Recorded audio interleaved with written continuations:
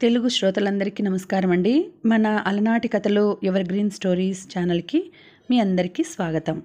మళ్ళీ పెళ్లి చేసుకుందామా ధారావాహిక వింటున్నామండి. రచన శ్రీ మురళీకృష్ణ గారు. ఇంకా ఆలస్యం చేయకుండా మనం కథలోకి వెళ్ళిపోదామండి. వీడియో చూసిన వెంటనే లైక్ చేసి షేర్ చేసి తప్పకుండా సబ్స్క్రైబ్ చేసుకోండి. మన ఛానల్ని బెల్ ఐకాన్ యాక్టివేట్ చేసుకోండి. వీళ్ల మాటలు వింటున్న వీరభద్రంకి కంగారు పుట్టింది. ఆయన రాజశేఖర్కి ఫోన్ చేసి స్టేషన్లో జరుగుతున్న గొడవని చెప్పాడు. రాజశేఖర్ వీరభద్రం మాటలు వినగానే, ఇందులో నాకు సంబంధం ఏముంది? నాకు వ్యాపార భాగస్వామివి అయినంత మాత్రాన నువ్వు చేసిన పనుల్లో నన్ను ఇరికించాలని చూస్తే ఊరుకునేది లేదు అని కోపంగా అంటూ ఫోన్ పెట్టేశాడు. స్నేహితుడు కదా అని అతని సంతోషం కోసం వీరభద్రం ఈ పని చేస్తే అదే ఇప్పుడు అతన్ని ఊబిలోకి లాగేసినట్లయింది. తన గురించి అసభ్యకర మెసేజ్లని విశాల్ పంపడం మొదలుపెట్టినప్పటి నుంచి మేఘన మనసు చాలా డిస్టర్బ్డ్గా ఉంది. హాస్పిటల్కి వెళ్ళడానికి కూడా ఆమెకి మనస్కరించడం లేదు. మేఘన జీవితంలో జరుగుతున్న ఈ కల్లోలం హేమంత్కి ఇంకా తెలియలేదు. మేఘనని అభ్యంతరకర రీతిలో చూపిస్తూ యూట్యూబ్లో పెట్టిన వీడియోని పోలీసులు వెంటనే బ్లాక్ చేయించడంతో ఆ విషయం హేమంత్ దృష్టికి రాలేదు. మేఘన తనని తిరస్కరించినప్పటి నుంచి అతను మానసికంగా ఎంతో బాధపడుతున్నాడో. ఎంత బిజీగా ఉన్నా అతని మదిలో మేఘన రూపం మెదులుతూనే ఉంది. ఆమెను కలిసి తన మనసులోని బాధ పంచుకోవాలని, ఆమె మనసులో తన పట్ల ఏమన్నా అపోహలు ఉంటే వాటిని తొలగించుకోవాలని హేమంత్ తహతహలాడుతున్నాడు. మేఘన 2 రోజుల నుంచి హాస్పిటల్కి రావడం లేదని తెలుసుకుని హేమంత్ నేరుగా రాజేంద్ర ప్రసాద్ ఇంటికి వెళ్ళి ఆమెని కలిశాడు. ఏదో విధంగా ఆమెకి నచ్చజెప్పి ఆమెకి దగ్గర అవ్వాలన్నది అతని కోరిక. మేఘన హేమంత్తో ముక్తసరిగా మాట్లాడుతోంది.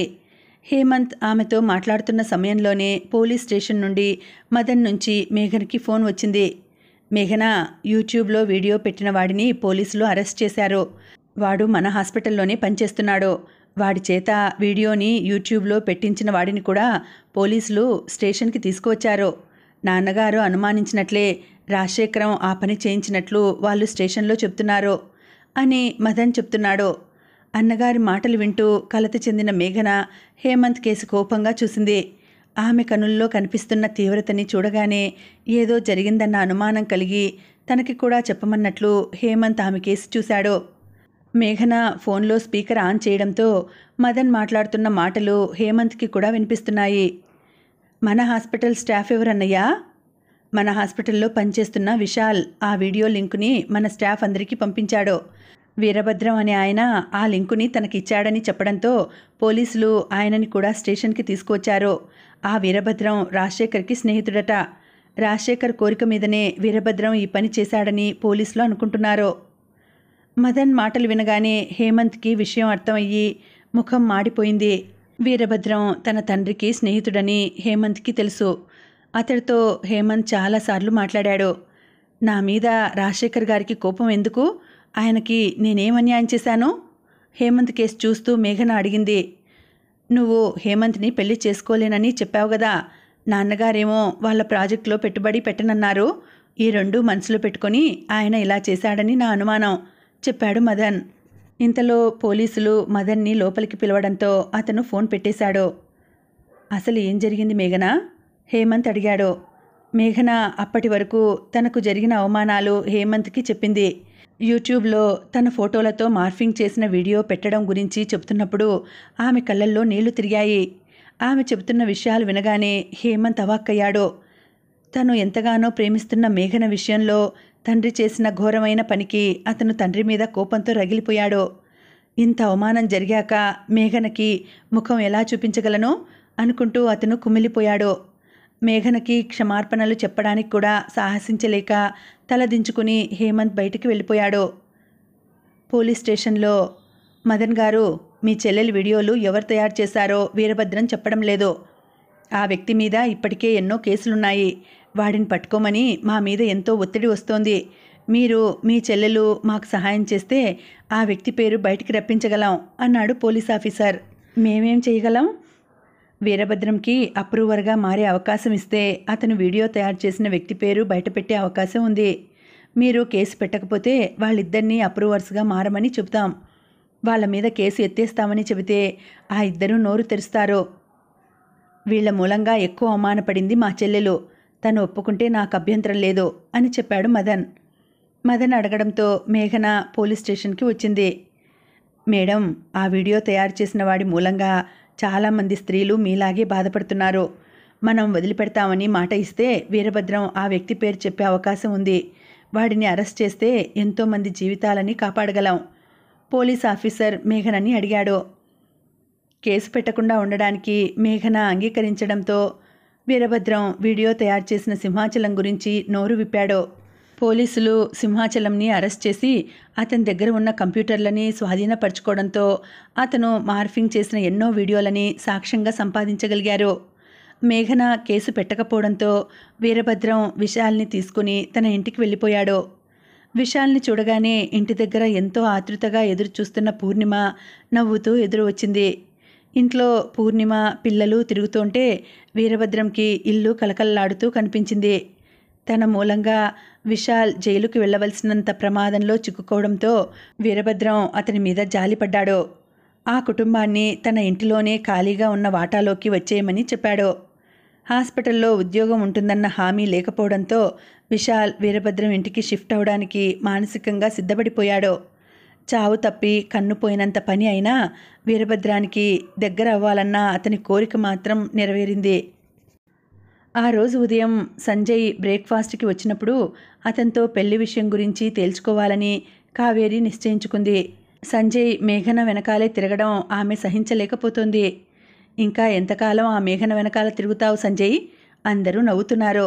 నువ్వు ఎవరో ఒక అమ్మాయిని పెళ్లి చేసుకోవాలి అని కావేరి కొడుకుతో గట్టిగానే చెప్పింది. నేను మేఘనని తప్ప వేరే ఎవరిని పెళ్లి చేసుకోనని నీకు చాలాసార్లు చెప్పాను కదమ్మా. ఈ విషయం ఇంకోసారి నా ముందర తేవద్దో కోపంగా చెప్పాడు సంజయ్. కావేరి అంత తేలికగా ఓటమిని ఒప్పుకునే రకం కాదు. సంజయ్తో వాదన పెంచుకొని వాతావరణాన్ని వేడెక్కించింది.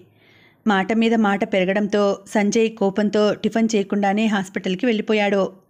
హాస్పిటల్లో కూడా సంజయ్ పేషెంట్లతో చిరాకుగా ఉంటున్నాడు. అతని అసహనం కాశ్యప్కి ఆశ్చర్యం కలిగించింది. కాశ్యప్ రిసెప్షన్లో ఉన్న సౌమ్య దగ్గరికి వెళ్ళి సంజయ్ కోపానికి కారణం అడిగాడు. ఈవేళ డాక్టర్ గారు చాలా చిరాకుగా ఉన్నారు.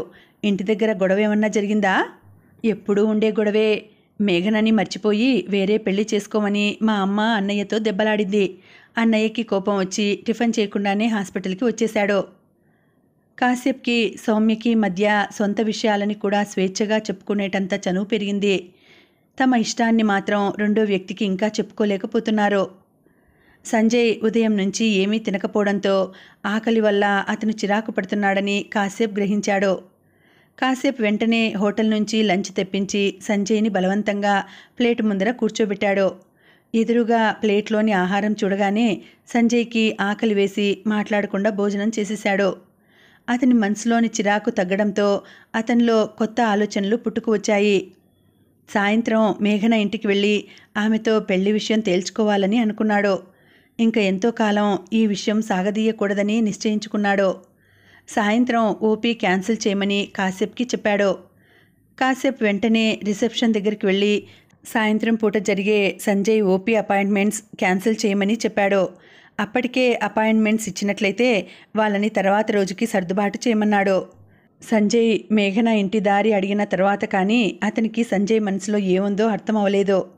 మేఘన ఇంటికి బయలుదేరిన తర్వాత తనకి చెప్పమని సంజయ్ కాశ్యప్కి సూచనలు చేశాడు. సంజయ్ సాయంత్రం మేఘన ఇంటికి వెడుతున్నాడని కాశ్యప్కి అర్థమైంది. కాశ్యప్ ఒక పూల గుత్తిని తెప్పించి సంజయ్కి కనపడే విధంగా కారులో పెట్టాడు. మేఘన కారు బయలుదేరగానే తనకి తెలియజేయమని సెక్యూరిటీకి చెప్పాడు. లంచ్ తర్వాత సంజయ్ మానసిక పరిస్థితి కుదుటపడి అతను పేషెంట్లని నవ్వుతూ చూసి పంపించేశాడు. మేఘన కారులో ఇంటికి వెళ్ళిపోయిందని సెక్యూరిటీ నుంచి మెసేజ్ రాగానే సంజయ్ కూడా బయలుదేరాడు. మేఘన రిఫ్రెష్ అయ్యేసరికి సంజయ్ వాళ్ళ ఇంటికి చేరి తలుపు కొట్టాడు. సంజయ్ వచ్చి గుమ్మంలో ఉన్నాడని పని మనిషి వచ్చి చెబితే మేఘన అయోమయంలో పడింది. రోజంతా తను హాస్పిటల్లో ఉంటే కలవడం మానేసి అతను ఇప్పుడు ఇంటికి ఎందుకు వచ్చాడో ఆమెకి అర్థం కాలేదు. అతని చేతిలో పూల గుత్తిని చూసి ఆమె మరింత ఆశ్చర్యపోయింది. సంజయ్ అందించిన పూల గుత్తిని అందుకొని అతన్ని సోఫాలో కూర్చోమని చెప్పి తను ఎదురుగా ఇంకో సోఫాలో కూర్చుంది. మేఘన, నేను నిన్ను మళ్ళీ పెళ్లి చేసుకోవాలని అనుకుంటున్నానని నీకు తెలుసు. ఒకసారి మన పెళ్లి జరిగినప్పటికీ నేను నిన్ను పోగొట్టుకున్నాను. ఈసారి అలాంటి తప్పు జరగదు. నన్ను పెళ్లి చేసుకోవడానికి ఒప్పుకో అన్నాడు సంజయ్. సంజయ్, నీకు మతిగాని పోయిందా? మనం మళ్ళీ కలవడం జరగని పని అని నీకు ఎన్నోసార్లు చెప్పాను. ఇంకా నన్ను ఇలా బాధ పెట్టడం మంచిది కాదు. మీ అమ్మగారికి నేనంటే పడదని నీకు బాగా తెలుసు. ఒకసారి తప్పు చేసి ఆవిడ చేతిలో నరకయాతన అనుభవించాను.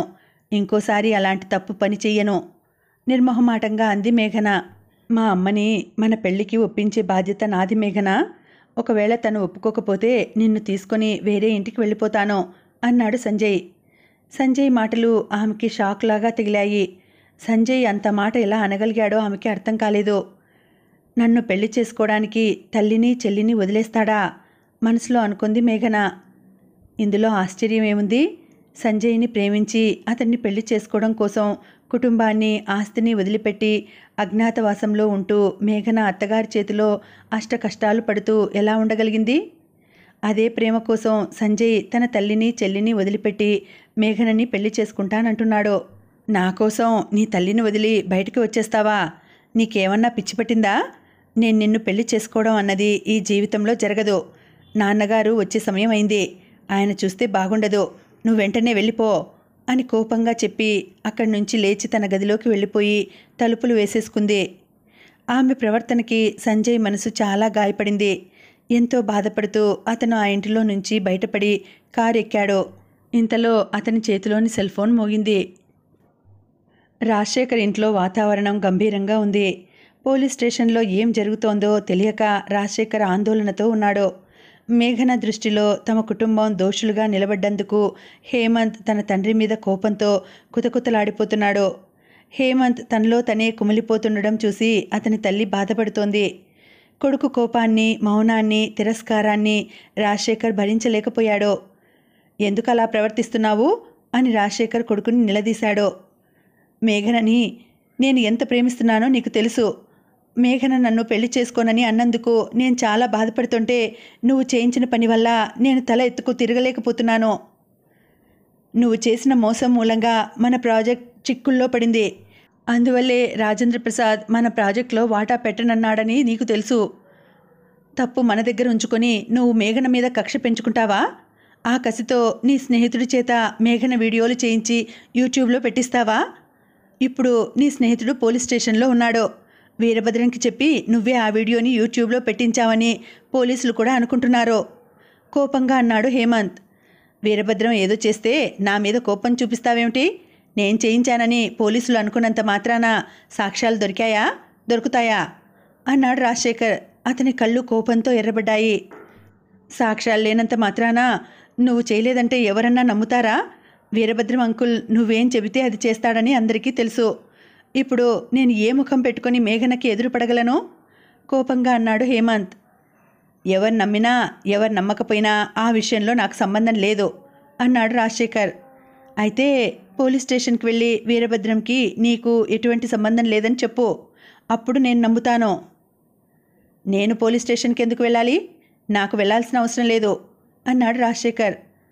పోలీస్ స్టేషన్కి వెళ్ళి వీరభద్రం ఎదురుగా ఉన్నప్పుడు ఈ గొడవతో నాకేమీ సంబంధం లేదు అని చెబితే వీరభద్రం ఎలా రియాక్ట్ అవుతాడో రాజశేఖర్కి తెలుసు.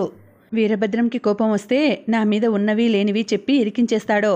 అతనికి ఎంత దూరం ఉంటే అంత మంచిది అని మనసులో అనుకున్నాడు. హేమంత్ చూపిస్తున్న కోపాన్ని, అతను మనసులో పడుతున్న బాధని రాజశేఖర్ అర్థం చేసుకున్నాడు. ఆ రోజున రాజశేఖర్ రెచ్చగొట్టి ఉండకపోతే వీరభద్రం మేఘన జీవితంతో ఇలా ఆడుకుని ఉండేవాడు కాదు. తన తప్పు వల్ల ఇప్పుడు వీరభద్రం స్టేషన్లో దోషిగా నిలబడితే రాజశేఖర్ కొడుకు ముందర దోషిగా నిలబడవలసి వచ్చింది. రాజశేఖర్ భార్య కూడా కొడుకు పడుతున్న బాధ చూడలేక భర్తని నిందిస్తోంది. డబ్బు సంపాదన ఒకటే మన లక్ష్యం కాదు. మీరు చేసే పనుల వల్ల హేమంత్ ఎంత కుమిలిపోతున్నాడు. మిమ్మల్ని ఏమీ అనలేక ఆ అమ్మాయికి ముఖం చూపించలేక వాడు పడుతున్న బాధ నేను చూడలేకపోతున్నాను. మనకి ఉన్న ఆస్తి చాలదా? మీరు ఇంకా ఇంకా సంపాదించాల్సిన అవసరం ఏముంది అంది ఆవిడ. మీరు వెళ్ళి ఆ అమ్మాయి దగ్గర మీ తప్పు ఒప్పుకోండి. హేమంత్కి కంపెనీ బాధ్యతలు అప్పగించి మీరు పక్కకి తప్పుకోండి. మనం హాయిగా ఉందాం. వాడు మళ్ళీ మామూలుగా ఉండడానికి అవసరం పడితే నేను ఆ అమ్మాయి దగ్గరికి వెళ్ళి క్షమార్పణ చెబుతాను. రాజశేఖర్ భార్య దృఢ నిశ్చయంతో చెప్పింది. కొడుకు తనని ఒక దోషిలా చూడటం, భార్య కూడా తనని నిందించడం చూశాక రాజశేఖర్కి తప్పు చేసినట్లు అనిపించింది. స్టేషన్లో వీరభద్రం పరిస్థితి ఎలా ఉందో అన్న ఆందోళన అతని మనసుని దహించి వేస్తోంది. ఇంతలో వీరభద్రం నుంచి రాజశేఖర్కి ఫోన్ వచ్చింది. పోలీసులు కోరినట్లు మేఘన కేసు పెట్టనని చెప్పడంతో స్టేషన్లోని పోలీసులు తమని వదిలిపెట్టేశారని వీరభద్రం చెప్పడంతో రాజశేఖర్ మనసు తేలికపడింది. రాజేంద్ర ప్రసాద్ దగ్గరికి వెళ్ళి జరిగిందంతా చెప్పి మేఘనకి క్షమార్పణలు చెప్పాలని అతడు నిశ్చయించుకున్నాడు. వెంటనే రాజశేఖర్ భార్యతో కలిసి రాజేంద్ర ప్రసాద్ ఇంటికి వెళ్ళాడు. అప్పటికే రాజేంద్ర ప్రసాద్కి ఈ గొడవ వెనకాల రాజశేఖర్ ఉన్నాడని తెలియడంతో ఆయన అతడి మీద చాలా కోపంగా ఉన్నాడు. కానీ భార్యాభర్తలు ఇద్దరూ కలిసి గుమ్మంలోకి వచ్చేసరికి వాళ్ళని ఇంటిలోకి రమ్మని పిలవకుండా ఉండలేకపోయాడు. నా స్నేహితుడు వీరభద్రం చేసిన పనికి నేను క్షమార్పణ చెప్పుకుంటున్నాను రాజేంద్ర ప్రసాద్ గారు. నేను బాధపడుతుంటే చూడలేక వీరభద్రం అలాంటి పని చేసి మీ అమ్మాయి పరువుని రోడ్డు మీదకి లాగాడు. అతడు చేసింది తప్పే కనుక మీరు ఏ శిక్ష వేసినా నేను భరిస్తాను. రాజేంద్ర ప్రసాద్ ఏమీ మాట్లాడకుండా మేఘనని పిలిచి తన పక్కన కూర్చోబెట్టుకున్నాడు. మా వారు చేసింది క్షమించలేని తప్పమ్మా. ఆయన తరపున నేను క్షమాపణలు చెప్పుకుంటున్నాను. వీరభద్రం మా వారి స్నేహితుడు కనుక ఆయన తరపున కూడా మేమే క్షమార్పణ చెప్పుకుంటాం. మీరు పోలీస్ స్టేషన్లో కేసు పెట్టకపోవడంతో వీళ్ళందరూ బయటపడ్డారు. ఇప్పుడు మేము ఏం చేస్తే నీ కోపం తగ్గుతుందో చెప్పమ్మా అని మేఘనని అడిగింది రాజశేఖర్ భార్య. ఆవిడ ముఖంలోని విచారం చూసి మేఘనకి జాలి వేసింది. నాకు మీ మీద కోపం ఏమీ లేదండి. మీరు తప్పు జరిగిందని ఒప్పుకుంటున్నారు కనుక మేము కూడా ఆ విషయం గురించి మర్చిపోతాం అని చెప్పింది మేఘన. రాజశేఖర్, మొదట్లో నీ మీద నాకు చాలా కోపం వచ్చింది. కానీ మీరు చేసిన పని వల్ల సింహాచలం వంటి ఒక నీచుడు పోలీసులకి పట్టుబడ్డాడని మా మదన్ చెప్పాడు. అందుకని మేము కూడా ఈ విషయం ఇక్కడితో మర్చిపోతాం. మీరు ఏమి బాధపడకండి అని రాజేంద్ర ప్రసాద్ రాజశేఖర్ని అనునయించాడు. అది మీ గొప్పతనం రాజేంద్ర ప్రసాద్ గారు. నేను చేసిన పని వల్ల మా హేమంత్ ఎక్కువ బాధపడుతున్నాడు. మీరు క్షమించినా వాడు నన్ను క్షమించడు. యూట్యూబ్లో తన వీడియో పెట్టించిన వీరభద్రం వెనకాల రాజశేఖర్ ఉన్నాడని తెలుసుకున్న మేఘన తన జీవితంలో హేమంత్ అధ్యాయం ముగిసినట్లేనని భావించింది. తన వ్యక్తిత్వాన్ని కించపరచడానికి పూనుకున్న రాజశేఖర్ని కానీ ఆయన కుటుంబాన్ని కానీ శిక్షించే కోరిక ఆమెకి లేకపోయినా వాళ్ళని మాత్రం ఆమె క్షమించలేకపోయింది. ఆ విషయం హేమంత్కి కూడా అర్థం అవడంతో అతను తన తండ్రి దగ్గర నుంచి కంపెనీ యాజమాన్య బాధ్యతలని అందిపుచ్చుకొని తన మనసుని మేఘన మీద నుంచి మళ్లించుకునే ప్రయత్నం చేస్తున్నాడు. విశాల్ ఊహించినట్లే అతన్ని గ్లోబల్ హాస్పిటల్లో ఉద్యోగంలో నుంచి తీసేశారు. అతన్ని కూడా మేఘన క్షమించలేకపోయింది. తన మూలంగా విశాల్ ఉద్యోగం కోల్పోయి అతని కుటుంబం కష్టాల్లో పడిందన్న జాలితో వీరభద్రం ఆ కుటుంబానికి తన ఇంటిలో ఆదరణ కల్పించాడు. ఆ కుటుంబం తన ఇంట్లో ఉండటంతో వారి మూలంగా తన ఇంటికి నిండుదనం వచ్చినట్లు వీరభద్రం భావించాడు. పూర్ణిమ ఇంటిని చక్కదిద్దుకోవడంలో చూపిస్తున్న నేర్పుకి, ఆమె తన పట్ల చూపిస్తున్న మర్యాదకి ముగ్ధుడైన వీరభద్రం ఆ కుటుంబాన్ని మనస్ఫూర్తిగా ఆదరిస్తున్నాడు. మేఘన కూడా హాస్పిటల్ యాజమాన్య బాధ్యతలలో తలమునకలుగా ఉంది. ఒక రోజున మేఘన ఆఫీస్ రూమ్లో ఉండగా సౌమ్య ఆమెని కలవడానికి వచ్చింది. నేను కాలేజీకి వెళ్ళానంటే నా పాత అలవాటు నన్ను చుట్టుముట్టేస్తాయని భయపడుతున్నాను వదినా. నన్ను మళ్ళీ ఆ ఊబిలోకి లాగడానికి బయట ఎంతోమంది కాచుకొని కూర్చున్నారు అని చెప్తోంది సౌమ్య. అలా పిలవద్దని ఎన్నిసార్లు చెప్పినా మధ్య మధ్యలో సౌమ్య తనని వదినా అని పిలుస్తుంటే మేఘన నిస్పృహతో ఆమెను చూస్తూ ఉండిపోయింది. నేను ఇంటి దగ్గర ఒంటరిగా కూర్చుని ఉంటే నా మనసు డ్రగ్స్ కేసు లాగేస్తోంది. ఆ అలవాటు వదులుకోలేక నా కాళ్ళు పీకేస్తున్నాయి. డ్రగ్స్ తీసుకోకపోవడంతో నాలుక పిడిచకట్టుకుపోతోంది. డాక్టర్ ఇచ్చిన మందులు కూడా పనిచేయడం లేదు. తన సమస్యలని మేఘనకి చెబుతోంది. నేను ఏదన్నా పనిలో మునిగిపోతే కానీ నా మనసు కుదటపడదనిపిస్తోంది. బయట ఉద్యోగాలకి వెళ్ళినా ఫలితం ఉండదని అనిపించి మీ దగ్గరికి వచ్చాను. నాకు జీతం ఇవ్వకపోయినా పర్వాలేదు. ఇక్కడ ఉద్యోగం ఇస్తే నాకు కొంత ధైర్యంగా ఉంటుంది. నా మనసుని డ్రగ్స్ మీద నుంచి మరల్చుకోగలను. మా అన్నయ్య కూడా ఇదే హాస్పిటల్లో ఉంటాడు కనుక నేను పాత అలవాట్లకేసి మళ్ళా వెళ్ళనని ఆశపడుతున్నాను చెప్పింది సౌమ్య. తన రూమ్లోకి రమ్మని మేఘన పల్లవికి ఇంటర్కంలో చెప్పింది.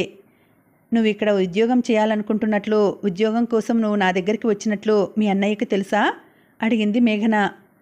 నేను అన్నయ్యని ఇంకా అడగలేదు వదినా.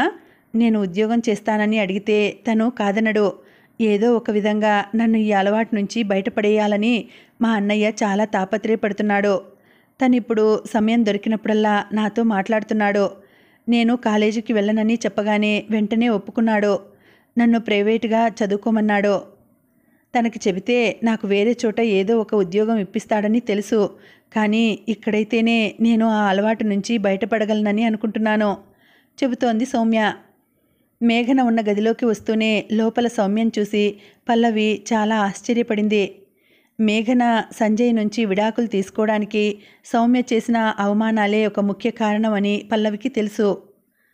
సౌమ్య తెలుసు కదా, మన హాస్పిటల్లో జాబ్ కావాలని వచ్చింది. ఈ రోజుకి నీ దగ్గర కూర్చోబెట్టుకో. తనకి ఎక్కడ పోస్టింగ్ ఇవ్వాలో తర్వాత ఆలోచిద్దాం అని చెబుతూ సౌమ్యని పల్లవి వెంట పంపించింది. సౌమ్య గదిలో నుంచి వెళ్ళిపోగానే మేఘన సంజయ్కి ఫోన్ చేసింది. మీ సౌమ్య మన హాస్పిటల్లో ఉద్యోగం ఇప్పించమని అడుగుతూ నా దగ్గరికి వచ్చింది.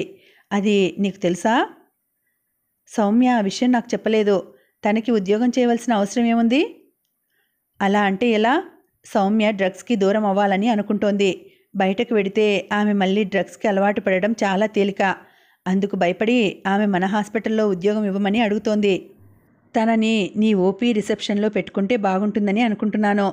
ఆమె మీద నువ్వు కూడా ఒక కన్ను వేసి ఉండవచ్చు అంది మేఘన. థ్యాంక్ యూ మేఘన. ఎందుకు? సౌమ్య విషయంలో నువ్వు ఇంత శ్రద్ధ తీసుకుంటున్నందుకు. మన హాస్పిటల్కి రోగులెవరొచ్చినా మనం ఇంతే శ్రద్ధ తీసుకుంటాం కదా అని చెప్పి మేఘన ఫోన్ పెట్టేసింది. ఆమె మాటలకి సంజయ్ విస్తుపోయాడు. ఆమె తన పట్ల ఏమాత్రం అనురాగం చూపించకపోవడం అతన్ని ఎంతగానో బాధిస్తోంది. హేమంత్ ఆమె దృష్టిలో నుంచి తప్పించుకున్నాడని తెలిసిన రోజున సంజయ్ సంతోషంగా ఊపిరి పీల్చుకున్నాడు. కానీ ఆ సంతోషం అతనిలో అల్పకాలం పాటు మాత్రమే మిగిలింది. మేఘన ఏమాత్రం సంకోచం లేకుండా అతని గాలి తీసేసింది. మరుసటి రోజు నుంచి సౌమ్య సంజయ్ ఓపీలో రిసెప్షన్లో కూర్చుంది. రోగులతో మాట్లాడుతూ ఉంటే ఆమెకి కాలం క్షణాల్లాగా గడిచిపోతుంది. డాక్టర్ కాసేప్తో ఆమెకి వృత్తిపరమైన పరిచయం మొదలైంది. ఆ పరిచయం క్రమేపీ ఇద్దరి మధ్య అనురాగంగా మారుతోంది. సౌమ్య పాత అలవాట్లన్నీ మర్చిపోయి మనుషులలో పడటం చూసి సంజయ్ సంతోషించాడు. చీకటి పడ్డప్పటికీ సంజయ్ ఇంటికి రాకపోవడంతో కంగారు పడ్డ కావేరి సౌమ్య చేత అతనికి ఫోన్ చేయించింది. సంజయ్ ఫోన్ నుంచి స్విచ్ ఆఫ్ అని మెసేజ్ రావడంతో ఇద్దరూ కంగారు పడ్డారు. సౌమ్య వెంటనే కాసేప్కి ఫోన్ చేసి సంజయ్ గురించి అడిగింది. సౌమ్య గ్లోబల్ హాస్పిటల్లో రిసెప్షనిస్ట్గా చేరిన తర్వాత కాసేప్తో ఆమె పరిచయం ప్రేమగా మారుతోంది. తన మనసుకి ఏమాత్రం ఆందోళన కలిగినా కాసేప్కి ఫోన్ చేయడం సౌమ్యకి అలవాటైంది. అతని మాటలు ఆమెకి ఎంతో ఆనందాన్ని ఇస్తున్నాయి. ఆమె దగ్గర నుంచి ఫోన్ రాగానే కాసేప్కి గుండె వేగంగా కొట్టుకోవడం మొదలవుతోంది. సౌమ్య కూడా అతని హృదయాన్ని ఆకర్షించింది. ఆ మాట బయట పెట్టడానికి అతను ఇంకా సంకోచిస్తున్నాడు. కాసేప్ గారు, మా అన్నయ్య ఇంకా ఇంటికి రాలేదు. అమ్మ కంగారు పడుతోంది ఆందోళనగా అడిగింది సౌమ్య. సంజయ్ ఇంకా ఇంటికి చేరుకోలేదని వినగానే కాసేప్ గడియారం కేసి చూశాడు. అప్పటికే అర్ధరాత్రి దాటిపోయింది. సంజయ్ మేఘన ఇంటికి వెళ్ళాడని కాసేప్కి తెలుసు. ఇంతసేపు అక్కడ ఉండడు కదా, మరి ఎక్కడికి వెళ్ళి ఉంటాడు అని మనసులో అనుకున్నాడు. సంజయ్ ఎక్కడికి వెళ్ళి ఉంటాడన్న ఆందోళన అతనిలో కూడా పెరిగిపోయింది. నిన్న సాయంత్రం డాక్టర్ గారు మేఘనా మేడం ఇంటికి వెళ్ళి ఆవిడతో మాట్లాడాలని అన్నారు. హాస్పిటల్ నుంచి బయలుదేరేటప్పుడు కూడా ఆయన మేఘనా మేడం ఇంటికేసి వెళ్ళడం నేను గమనించాను. అక్కడ ఉన్నారేమో అడిగారా అన్నాడు కాసేప్. మేఘన ఇంటికి వెళ్తానన్నాడా? ఆ విషయం మాకు తెలియదు. అయినా అన్నయ్య ఇప్పుడు వాళ్ళ ఇంటికి ఎందుకు వెడతాడు? అన్నయ్యని చూస్తేనే వదిన మండిపడిపోతోంది కదా, అందుకే మేము వాళ్ళ ఇంటికి ఫోన్ చేయలేదు అంది సౌమ్య. మీరు కంగారు పడకండి సౌమ్య, నేను కూడా తెలిసిన వాళ్ళకి ఫోన్ చేసి ఆయన ఎక్కడ ఉన్నారో కనుక్కుంటాను అని చెప్పి కాసేపు ఫోన్ పెట్టేశాడు. సౌమ్య అదే విషయాన్ని తల్లికి చెప్పింది. వీడు దాని ఇంటికి ఎందుకు వెళ్ళాడు? ఎన్నిసార్లు చెప్పినా వీడికి బుద్ధి రాదు. అది పెళ్లి చేసుకోను అని చీకొట్టినా వీడికి బుద్ధి రావడం లేదు తిరస్కార భావంతో అంది కావేరి. ఇలాంటి సమయంలో కూడా నీ బుద్ధి మారదా అమ్మా? అన్నయ్యకి వదిన అంటే ఇష్టం కనుక తన మనసు మార్చి ఆమెకి దగ్గరవడానికి ప్రయత్నం చేస్తున్నాడు. కానీ నువ్వు ఇంటి దగ్గర అన్నయ్యకి మనశ్శాంతి లేకుండా చేస్తున్నావు అంది సౌమ్య. నువ్వు ప్రతిదానికి నన్నే తప్పు పట్టుకుంటున్నావు. నేను మాత్రం ఏమన్నాను వాడిని? కోపంగా అంది కావేరి. మొన్న అన్నయ్యని ఇంకో పెళ్లి చేసుకోమని బలవంత పెడుతూ నువ్వు ఏడ్చి రాగాలు పెట్టిన తర్వాత అన్నయ్య ఎంత బాధపడ్డాడో నాకు తెలుసు. అందుకే అన్నయ్య ఏమన్నా చేసుకున్నాడేమోనని నేను కంగారు పడుతుంటే నువ్వు ఇంకా మేఘనని ఆడిపోసుకుంటున్నావు. నన్ను చూశాక కూడా నీకు వదిన మీద అభిమానం కలగడం లేదా? వదిన కలగజేసుకొని ఉండకపోతే ఈ పాటికి నేను డ్రగ్స్ మత్తులో పడి పిచ్చిదాన్నైపోయి ఉండేదాన్ని. సౌమ్య తీవ్ర స్వరంతో తల్లి మీద విరుచుకుపడింది. కూతురి మాటలకు కావేరి బాధపడింది.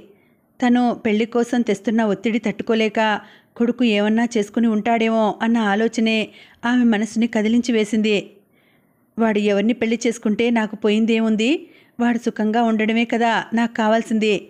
నాకు నచ్చిన పిల్లని తెచ్చి వాడికిచ్చి పెళ్లి చేయాలని నేను ఇంతకాలం ఎందుకు తాపత్రయపడ్డానో? ఆ వచ్చే పిల్లతో వాడు సుఖపడతాడని నేను హామీ ఇవ్వగలనా? తను కోరుకున్న మేఘనని వాడు పెళ్లి చేసుకుంటే హాయిగా ఉండేవాడు కదా అనుకుంది మనసులో. ఆమెకి ఆ క్షణంలో తను చేసిన తప్పు మనసుకి తటిల్లున తట్టింది.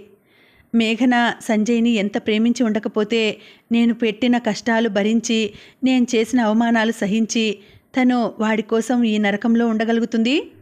తన నాన్నగారు తలుచుకుంటే కూతురికి ఇంతకంటే గొప్ప సంబంధం తెచ్చి ఉండగలిగేవాడు కదా. సంజయ్ని అంత ప్రేమించి పెళ్లి చేసుకున్న మేఘన ఇప్పుడు వాడిని ఇంతలా అసహించుకోవడానికి నేనే కదా కారణం. ఇంత చేశాక నాకు మిగిలిందేమిటి? ఇంట్లో మనశ్శాంతి కూడా లేకుండా చేశాను. సౌమ్య డ్రగ్స్ మత్తులో పడి కొట్టుకుపోతున్నా గమనించకుండా నా స్వార్థంతో నేను ప్రవర్తించాను. సౌమ్య ఈ రోజున ఇంత బాధ్యతగా ఉండడానికి మేఘనే కదా కారణం. నేను ఇంతకాలం ఈ సత్యాన్ని ఎందుకు గ్రహించలేకపోయానో అనుకుంటూ బాధపడింది కావేరి. మేఘనకి ఫోన్ చేసి అన్నయ్య వచ్చాడేమో కనుక్కో చెప్పింది కావేరి. సౌమ్య వెంటనే మేఘన సెల్కి ఫోన్ చేసింది.